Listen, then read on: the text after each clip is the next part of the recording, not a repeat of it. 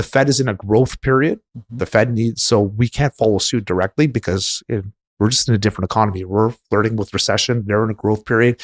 If we move too quickly, they're scared that it's going to affect our Canadian dollar and it'll weaken our Canadian dollar and it'll weaken our economy. Yeah. On that side of things, when I was looking more into this buyer's market and everything, one of the key things that some of these articles were saying that buyer sentiment isn't really going to change, regardless whether they think the rates are going to go up and down. People are in this mode of like, let's wait and see. So the prices might drop, but they're thinking, it might even drop even more. It might go up again. So regardless how this thing is moving, people are in this kind of amber, should I go? Should I not? Should I go? Should I not? Right? So what is your view on buyer sentiment, right? Because we know the mortgage rates are high, which is suppressing demand, population increase, construction price is going up and up and up. How do you see this changing over time? Like the buyer sentiment in general? The buyer sentiment in general. So first off, let's go back and say like what the article talked about. It said, even though we had 37% increase in sales, our average price went down 1%. So buyers are seeing that right now. So it's sending a signal to them as well. There's more people in the market. Last year, we only had 66,000 sales. There's pent up buyers out there waiting. So now with the inflation numbers coming in below 3% and the anticipation that the Bank of Canada will decrease their rates, what will happen when they decrease their rates? It's like adding fuel to a fire to our market, right? That's what we're anticipating. So when I'm talking to my buyers right now, we're all getting pre-approved as much as they can. They're updating their numbers.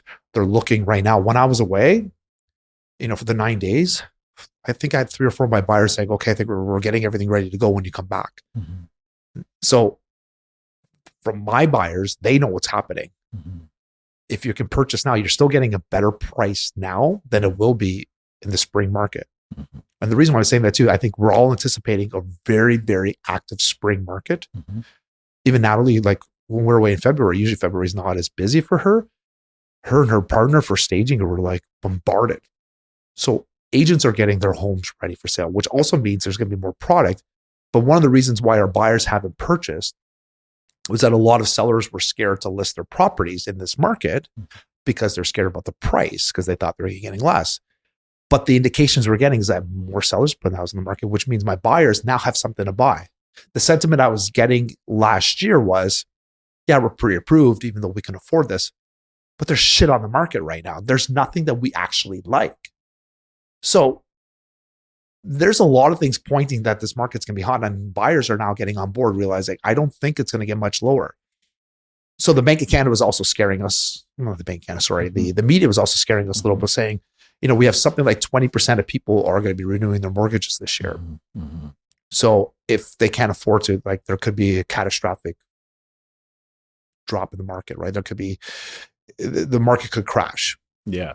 But it hasn't. Like last year, we had 12 or 15% of mortgages renew and nothing really happened. They increased the interest rates twice. So I don't believe there's going to be a crash. So those people that are waiting for a crash are going to be left behind. Yeah. I kept saying, if you're looking to buy, I was saying in November, December, January, February, you should be buying. If there's something you like, don't buy just to buy. But if you like it. You like it, obviously. Yeah. It has to be something you like. And my clients that listened to me, I had 3 of them like in December and January, they bought, they're ecstatic. The prices have all gone up.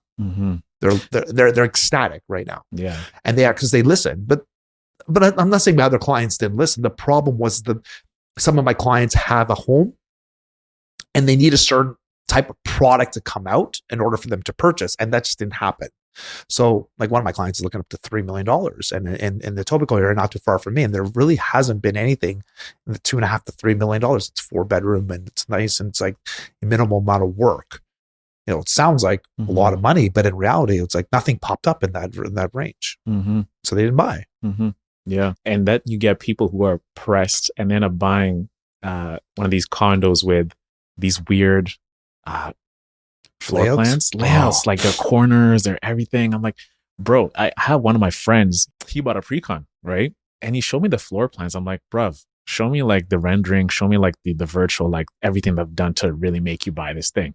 And I'm looking at it. And like when you walk into the living room, you have like this big beam sitting like right, those big cylinders. I think it's like a corner unit. I have one. I know. There's one in my corner unit. Yeah. I'm like, bro, you didn't have to buy this. Like, do you? But they're on the floor plans.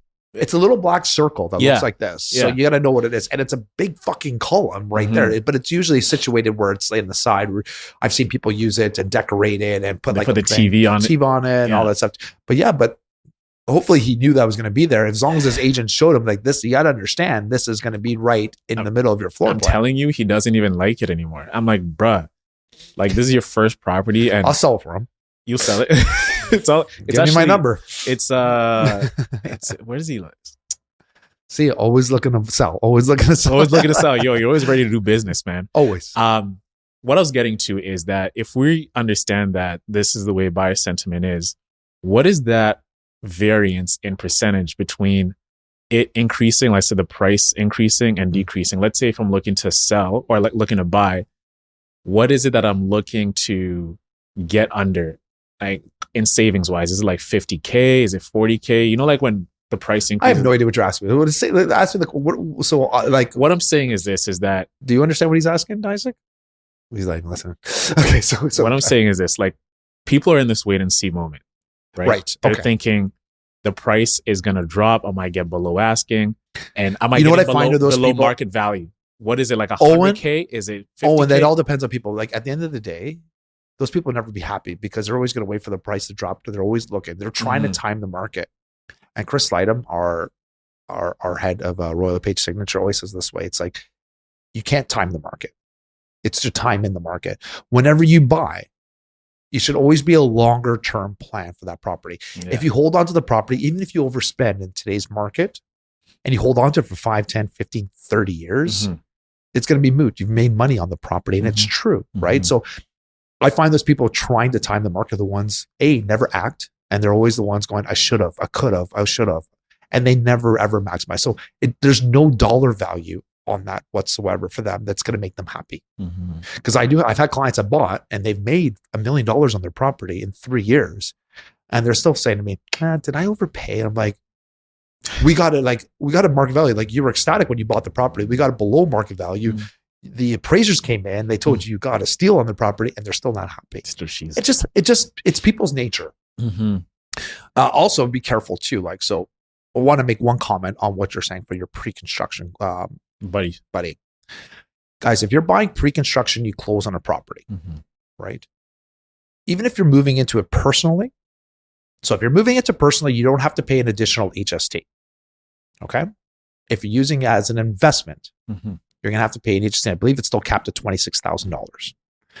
So if you're using it as an investment and you have to pay additional $26,000 on closing.